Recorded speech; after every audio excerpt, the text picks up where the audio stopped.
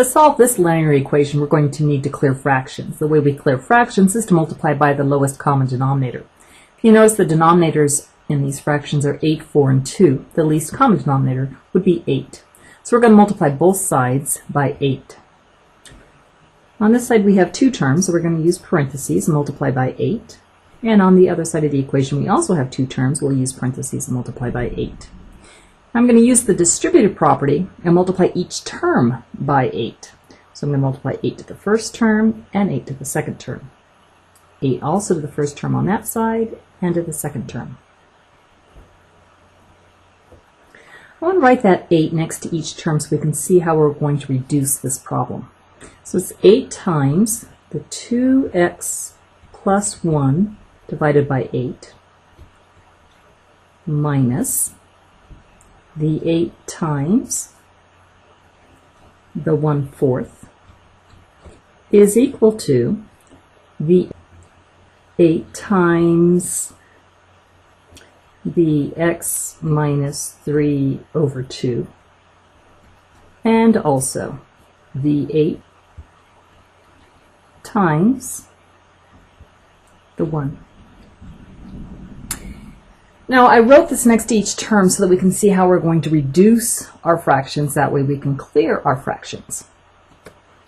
So we'll have 8 goes into 8 once, 4 goes into 8 twice, 2 goes into 8 4 times, and there's no reducing here because there's no denominator.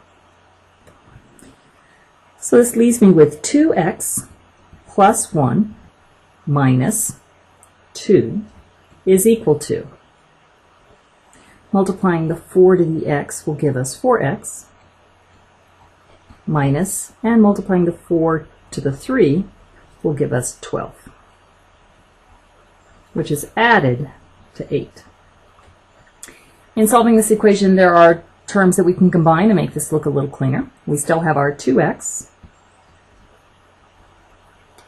minus 1, combining those like terms, equals 4x, and then combining these like terms, we will have negative 4.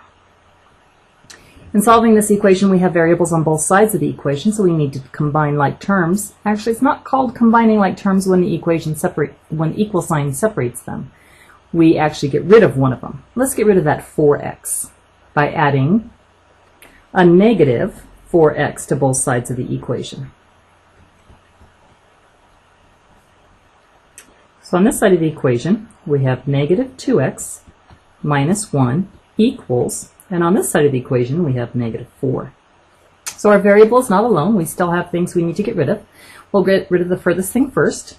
We'll get rid of the negative 1 by adding positive 1 to both sides of this equation. So now we have negative 2x is equal to negative 3. X is still not alone. We're multiplying by negative 2. So I'm going to multiply by negative 1/2 to both sides of the equation.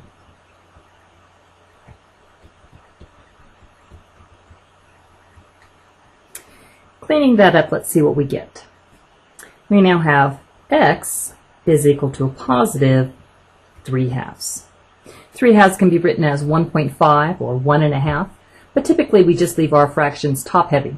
We do reduce, but it's not too much of a problem to have the numerator being larger than the denominator.